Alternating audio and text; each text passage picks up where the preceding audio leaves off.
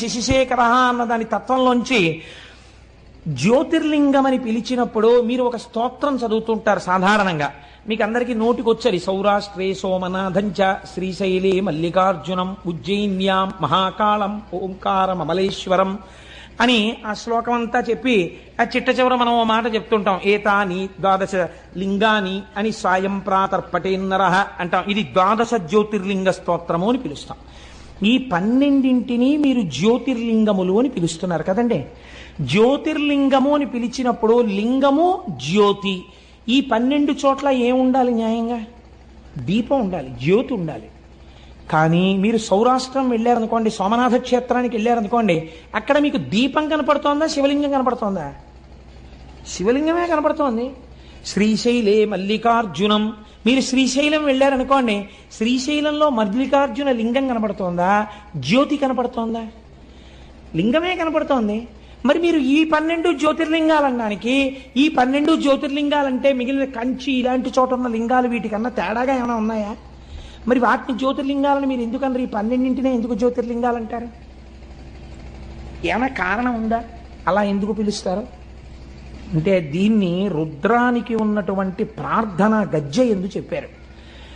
ఆపాతాల నభస్థలంత భువన బ్రహ్మాండమా విస్ఫురత్ జ్యోతిస్ఫాటికలింగమౌళి విలసత్పూర్ణేందు వాంతామృతై అస్తోకాప్లుతమేకమీశమనిశం రుద్రానువాకాన్ జపన్ ధ్యాయేత్ ఈప్సిత సిద్ధయే అన్నారు.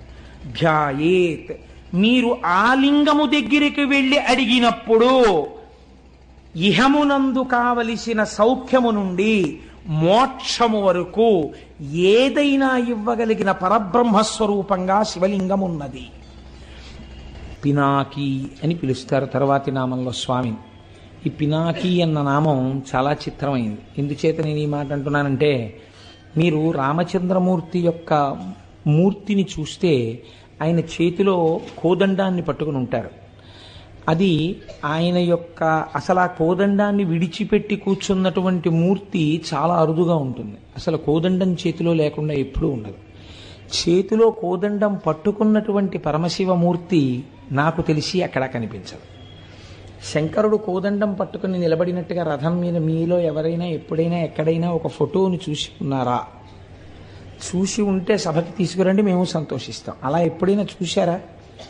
అలా చూడడం కూడా కొంచెం కష్టం. ఎందుకంటే ఆయన పట్టుకునేటటువంటి ధనస్సు సామాన్యమైన ధనస్సు కాదు. మేరు పర్వతాన్ని ధనస్సుగా పట్టుకుంటారు.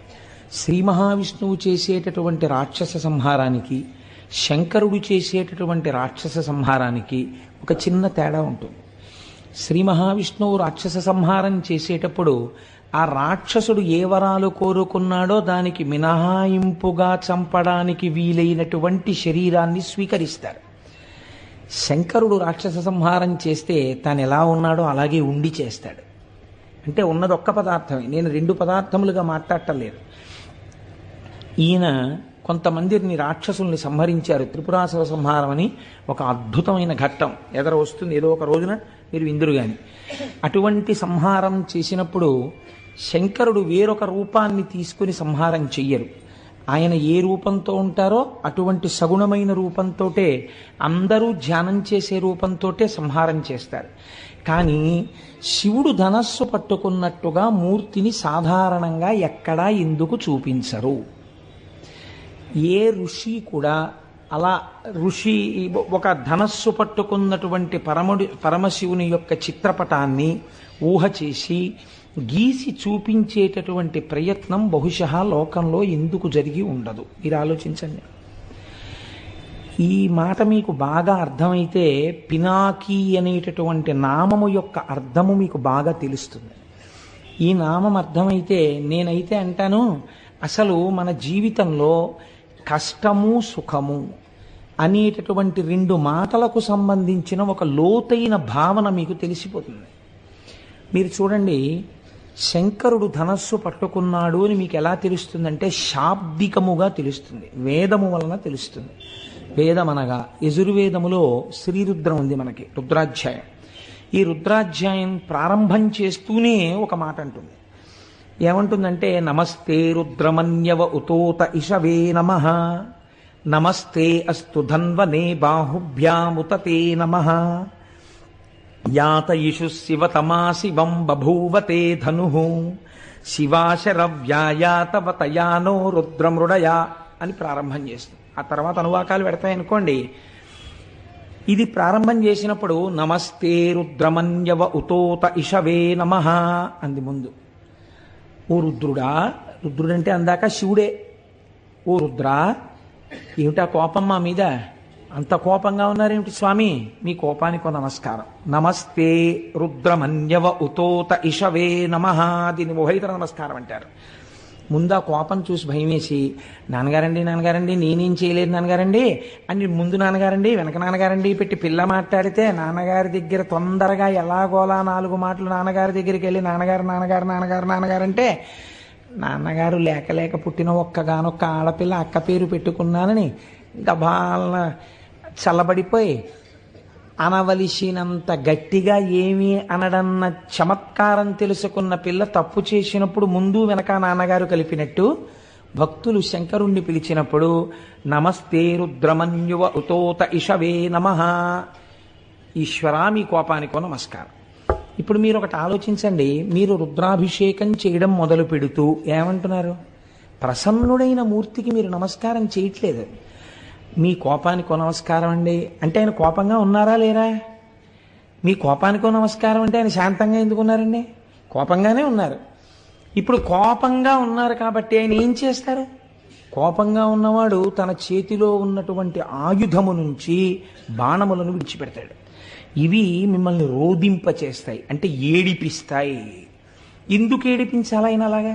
ఎందుకు ఆయన అలా ధనస్సు పట్టుకోవాలి? మీరు ఒక్కసారి ఆలోచించండి. తండ్రికి సహజంగా కూతురంటే ఎనలేని ప్రేమ. అంత ప్రేమ ఉన్న తండ్రి ఒకరోజు కూతుర్ని దెబ్బలాడాడు గట్టిగా. ఎందుకు దెబ్బలాడాడు? ఏదో తప్పు చేసింది పిల్ల, ఏదో తప్పు చేసింది కాబట్టి తండ్రి దెబ్బలాడాడు. అది కూడా తెచ్చి పెట్టుకున్నాడు కోపాన్ని. ఇలా దెబ్బలాడకపోతే కుదరదు, మళ్ళీ పిల్ల ఇలాంటి తప్పు చేయకూడదు, అందుకుని దెబ్బలాడాలి నేను, అందుకుని దెబ్బలాడుతున్నాడు ఆయన. కాబట్టి ఇప్పుడు ఆయన కోపంగా ఉన్నాడు అంటే ఏమిటి? శిక్ష వేస్తాడు ఆయన తప్పకుండా. ఓ దెబ్బ కొట్టచ్చు, లేకపోతే ఓ గిల్లచ్చు, ఏదో ఒకటి చెయ్యొచ్చు. రుద్రుడు మిమ్మల్ని అలా ముట్టుకోవడం, అలా కొట్టడం, అలా గిల్లడం చేయడు. ఆయన ఏం చేస్తాడు?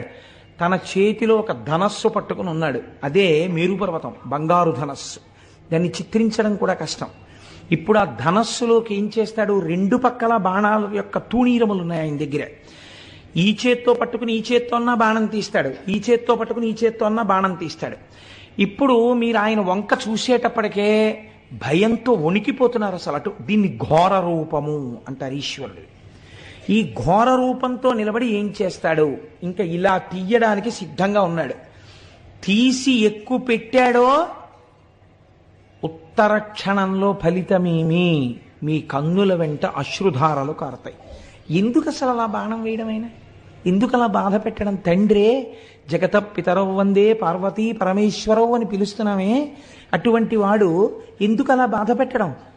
ఏం తండ్రి కూతురుని ఎందుకు బాధ పెట్టాడు? కూతురు ఎడిచేట్టు ఎందుకు మాట్లాడాడు? దిద్దడానికి. అలాగే మీరు చేసిన పాపము యొక్క ఫలితము ఉన్నది. మీరు ఏడిస్తే తప్ప, బాధపడితే తప్ప ఆ పాపం పోదు. కాబట్టి ఇప్పుడు ఏం చేయాలి? మిమ్మల్ని ఏడిపించాలి. ఏడిపించడానికి ఏం చేస్తున్నాడు? తీస్తున్నాడు ఆ బాణాలు. ప్రాజ్ఞత కలిగిన వాడు ఏం చేస్తాడంటే, ఈ శరీరంతో నేనున్నాను అంటే నేను పాపము చేశాను, పుణ్యము చేశాను. నిన్నటి రోజు మీకు చెప్పాను, మీరు ఈ శరీరంతో ఈ లోకంలో ఉన్నారంటే మీరు సుఖాన్ని దుఃఖాన్ని కూడా అనుభవిస్తారు. తప్పు చేసేశారు, ఆ విషయంలో సందేహం లేదు, కాబట్టి దుఃఖం అనుభవించాలి. అంత దుఃఖం నేను అనుభవించలేను. నేను పాపం చేశానన్న విషయంలో మాత్రం నీతో వాదించడానికి నేను సిద్ధంగా లేను. పాపము చేసి ఉన్నాను, కానీ నన్ను అంత ఏడిపించద్దు, నేను తట్టుకోలేను. నేనంత ఏడిస్తే ఏమవుతుందో తెలుసా?